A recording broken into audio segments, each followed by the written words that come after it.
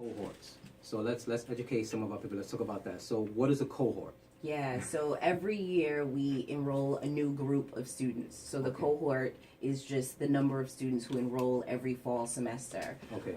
So we try to enroll anywhere between 10 and 20 new students every semester, and they move through the coursework together. And so they don't all leave at the same time because we obviously can't predict when people are going to get out. But they do all come in at the same time and go through the curriculum and the coursework at the same time. And how many cohorts have there been since its inception? Yeah, so we have 5 cohorts now. We're in the process of recruiting our 6th cohort. If there's anyone listening who's still locked down, who's applied for the Prison2College Pipeline, acceptance letters should be coming out soon. So we're enrolling our 6th cohort that's going to start in August of 2016. And what cohort were you in, Lumumba? 2. Yeah, it was 2, right? Okay. So cohort number 2. So now, how many of the brothers who were a part of your cohort are out here with you now, and you guys are in school together, or maybe not in school together? Or I know you definitely meet because when I went to the holiday dinner, all I heard was shout outs of this cohort over there, shout outs of this cohort over there, and it was like, but it was really refreshing. There was one point where one of the brothers that was recently released, and he came in, and it was like this huge, people were yelling and hugging, and it was like, but it's welcoming him, and I mean, that is so important. Yeah, that's so important because he came out, and he's like, yeah, this is my community, and it's so important, man, that those who are right now in jails, in prisons, to understand and to develop that sense of awareness and acceptance into a community, because that's hugely important when we're talking about when they get released, right? If you don't have a connection, and you mentioned habilitation versus rehabilitation, for many of us, we talked about historically re-entry versus new entry, and so it's like, okay, am I coming into this community for the first time as someone who is conscious about my civic duty, which happens for a lot of us, speaking on the I didn't vote until the first time I voted was when, I think it was when Obama ran for office, because I came home in 2006, so that was probably the first time I ever voted, and I was already 35 years old. So, I wasn't even registered to vote up until after I was released. I wasn't part of that. Paid taxes, been a part of some part of, positive part of my community. There was really none of that for, speaking on the I, and it's the same for a lot of us. So, let's talk about some of that, about how does that play a role, and what are your thoughts around that part of it? Yeah, I want to jump in ahead of Lumumba just for a second. So there are 21 students who've been released in the 5 years that we have been in operation, for lack of a better word. 6 of them are enrolled in CUNY schools, including Lumumba, 3 at John Jay, and 3 at Hostos. Okay. And that's our small community, right? We also that's the Otisville Prison2College Pipeline community. Then there's this huge community of college initiative students, right? That they are also a part of. And we're really kind of grateful for that community, because, as you know, so many folks like yourself have gone on to do amazing things and are blazing the trail, and keeping their hands stretched out. So, so we've got opportunities like the dinner that you came to, like the college initiative graduation, students on campus with each other, right? Oh, I figured out where the bursar's office is already. Come, you just got here. And so it really is important that it's not just those of us who are, making the classes happen, or, dealing with docs to make sure that clearances are done, right? That it's really about the students creating a community. And I'm really grateful that we've had the experience of College Initiative to show us how to do that, how to create, build leadership among those directly impacted. Lumumba, you have some thoughts on that? Well, yes, I'm most of the students that I do see, that I know, we all know each other, and it's when we see each other in the halls, it's like, but we actually don't want to be around each other. It's like we was around each other long enough.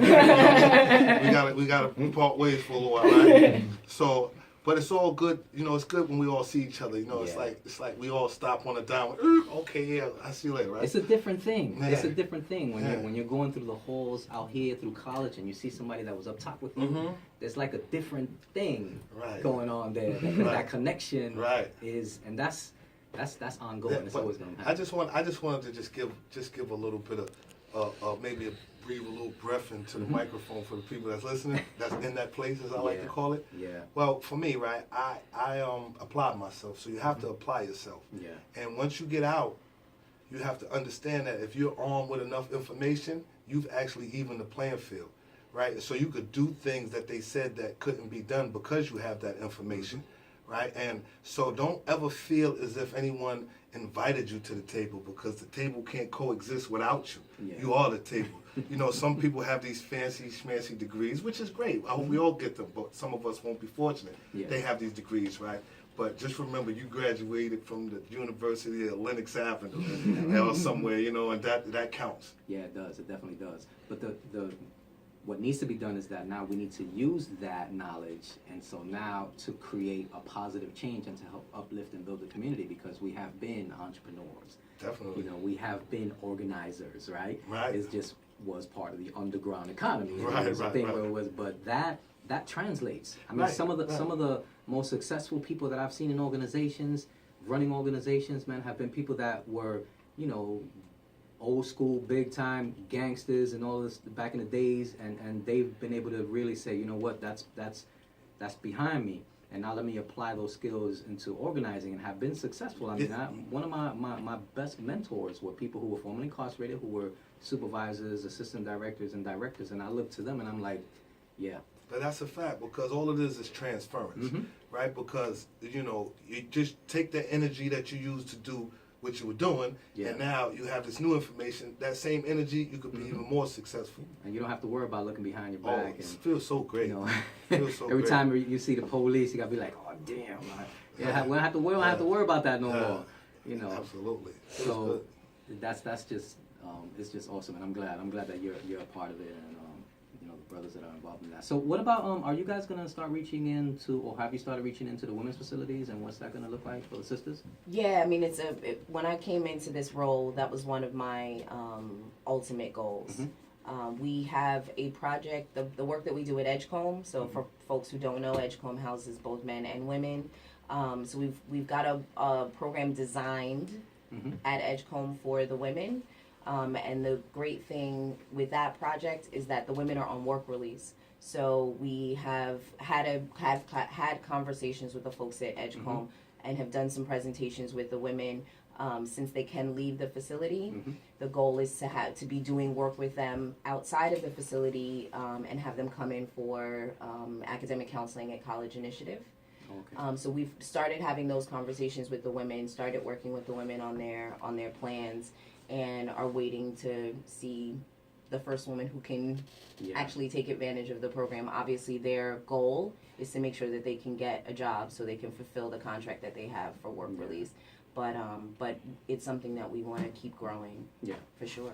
Definitely, I have to mention that. Big shout out to the sisters, and Yes. we look forward to the sisters writing to us here too, because they're unique. Their needs are unique, and speaking from a male perspective, you know, I really don't understand, and probably will never be able to understand fully what they go through, because it's different.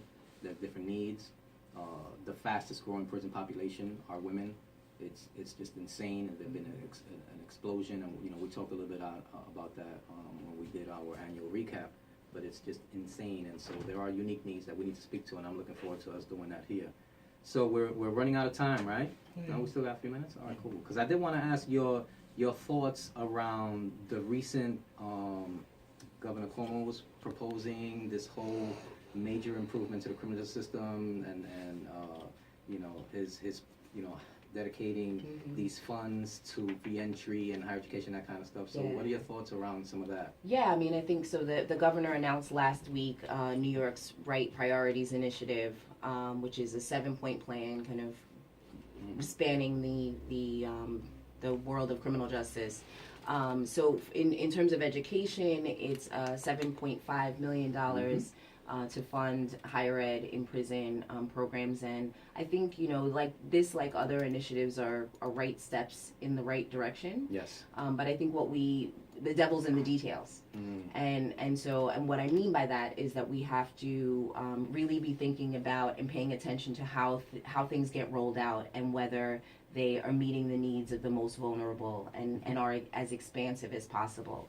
So again, I think that the initiative is absolutely a step in the right direction. And we wanna make sure that it gets done. We wanna provide access to higher education for as many folks as possible. And both at the state and the national level are advocating for a full restoration of Pell and That's right. TAP That's where I wanted to go. and all of that. That's right? what we need. These are great moves, but we want higher education for everyone. So, how do people get in contact with you and your organization, Bianca? Sure. So our website at PRI is John J spelled out research.org/PRI. You can also find College Initiative's website at www.collegeinitiative.org. You can write to us at 524 West 59th Street, New York, 10019. Lumumba, 10 seconds. Yeah, LumumbaWoods@yahoo.com, and if you need me, just ask Bianca. So thank you for being on the count. Really appreciate it. We learned, and our listeners learned, and it's really awesome. And we're going to be looking forward to some future programming and some other endeavors we can highlight here on the count. So thank you for joining us, and we're going to close out as we always have done. Don't give in, don't give out, don't give up. Stand tall in spite of it all, and stay on the count.